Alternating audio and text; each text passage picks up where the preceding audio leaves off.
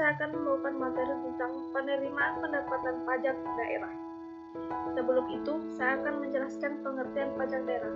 Pajak daerah adalah kontribusi wajib kepada daerah yang terutang oleh orang pribadi atau badan yang bersifat memaksa berdasarkan undang-undang dengan tidak mendapatkan imbalan secara langsung dan digunakan untuk keperluan daerah bagi sebesar-besarnya kemakmuran rakyat. Oke, penerimaan pajak daerah merupakan salah satu sumber anggaran pendapatan daerah atau APBD yang digunakan pemerintah untuk menjalankan program-program kerjanya. Saya akan menjelaskan sedikit tentang bagian lancar tuntutan pembendaharaan. Piutang tagihan atau TP adalah piutang yang timbul dari akibat tuntutan yang dikenakan bendahara yang karena lalai atau perbuatan melawan hukum mengakibatkan kerugian negara. TP dikenakan oleh Badan Pemeriksa Keuangan sesuai dengan ketentuan peraturan perundang-undangan. Penyelesaian kerugian negara melalui proses tuntutan pembendaharaan atau tuntutan ganti rugi dilakukan apabila upaya damai yang dilakukan secara tunai sekaligus atau angsuran tidak berhasil melalui mekanisme penyelesaian kerugian negara di lingkungan Mahkamah Agung dan badan peradilan yang berada di bawahnya. Pengertian pendapatan dana darurat. Dana darurat adalah dana yang berasal dari anggaran pendapatan dan belanja negara yang dialokasikan kepada daerah yang mengalami bencana nasional, peristiwa luar biasa, dan atau krisis solvabilitas.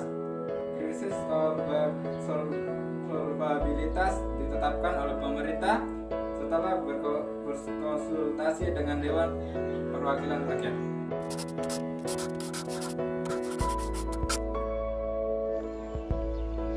Menurut Standar Akuntansi Pemerintah (PSAP) nomor 5 tentang persediaan. Persediaan adalah aset lancar dalam bentuk barang atau perlengkapan yang dimaksudkan untuk mendukung kegiatan operasional pemerintah dan barang yang dimaksudkan untuk dijual atau diserahkan dalam rangka pelayanan kepada masyarakat.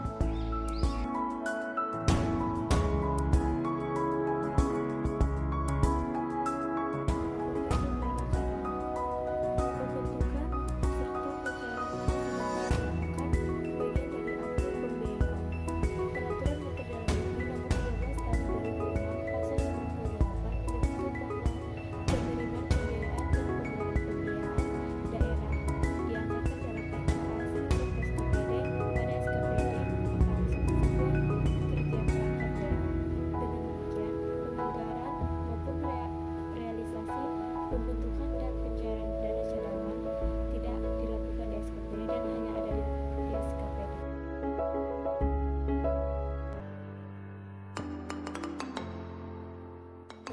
Dan jenis-jenis bidang operasi belanja modal langsung dan bendahara. Pengertian belanja nomor 71 tahun 2010, beban negara adalah kewajiban pemerintah yang diakui sebagai pengurang nilai kekayaan bersih.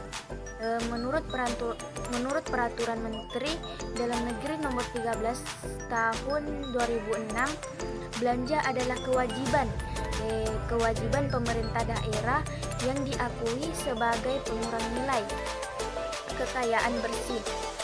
Konsep tersebut dijabarkan dalam Pertanyaan Akuntansi Pemerintah nomor 2 menjelaskan belanja diakui pada saat terjadi pengeluaran dari rekening kas umum negara atau daerah. Khusus pengeluaran melalui bendahara, pengeluaran pengakuannya terjadi pada saat pertanggungjawaban atas pengeluaran tersebut disahkan oleh unit mempunyai fungsi pembendaharahan. Dalam layanan umum, belanja diakui mengenai pada peraturan perundangan yang mengatur mengenai Badan Layanan Umum. Pengertian belanja modal, pengeluaran yang dilakukan dalam rangka pembentukan modal yang sifatnya menambah aset tetap atau inventaris yang memberikan manfaat lebih dari satu periode akuntansi.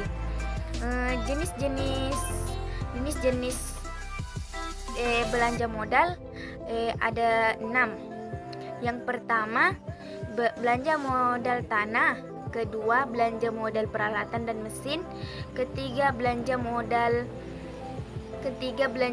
gedung dan bangunan. Keempat, belanja modal jalan, irigasi dan jaringan. Kelima, belanja modal fisik lainnya. Keenam, kriteria belanja modal. Sampai situlah saya bisa menjelaskan.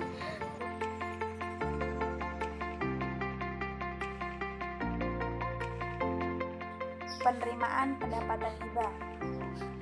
Nah, di sini saya akan menjelaskan pengertian dari penerimaan pendapatan hibah itu sendiri. Penerimaan pendapatan hibah adalah penerimaan pemerintah pusat dalam bentuk uang, barang, jasa, dan atau surat berharga yang diperoleh dari pemberi hibah yang tidak perlu dibayar kembali. Ini berasal dari dalam negeri maupun luar negeri. Nah, dari pendapatan hibah tersebut, pemerintah mendapatkan manfaat yang digunakan untuk mendukung tugas dan fungsi, atau pendapatan hibah itu diberikan kepada badan usaha milik negara dan usaha milik daerah.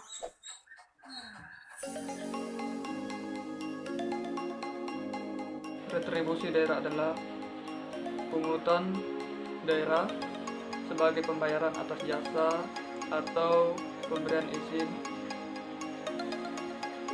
tertentu khusus disediakan dan atau diberikan oleh pemerintah daerah sebagai kepentingan orang pribadi atau badan.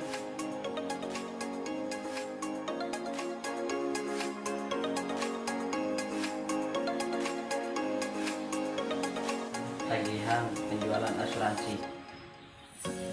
Bagian lancar tagihan penjualan asuransi adalah merupakan reklasifikasi tagihan penjualan asuransi dalam jangka panjang ke dalam piutang jangka pendek. Reklasifikasi ini dilakukan karena adanya tagihan asuransi dalam jangka panjang yang jatuh tempo pada tahun yang berjalan. Potongan dan penyetoran pajak. Dalam kasus LS, gaji dan tunjangan, meskipun dana yang diterima oleh pegawai adalah jumlah neto atau setelah dikurangi potongan. Namun PPK SKPD tetap mencatat belanja gaji dan tunjangan dalam bruto PPK SKPD tidak perlu mencatat potongan tersebut karena pencatatannya sudah dilakukan oleh BUD dalam subsistem akuntansi SKPD.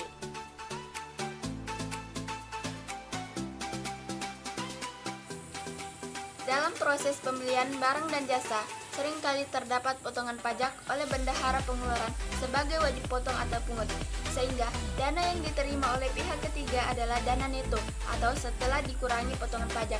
Namun, PPK Satker tetap mencatat penjualan tersebut sebagai bruto. Kemudian, PPK SKPD mencatat potongan tersebut sebagai utang.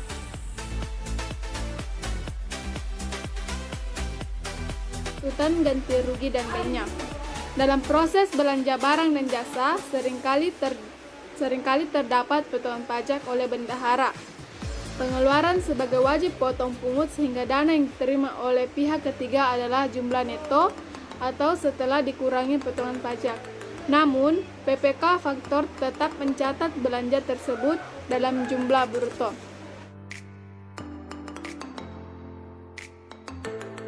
Pendapatan lain, yaitu investasi jangka panjang, sebagaimana diatur dalam Peraturan Menteri Dalam Negeri Nomor 13 Tahun 2006. Investasi jangka panjang merupakan bagian dari transaksi pembiayaan yang bukan merupakan wewenang SKPD, namun hanya menjadi wewenang SKPD-KD.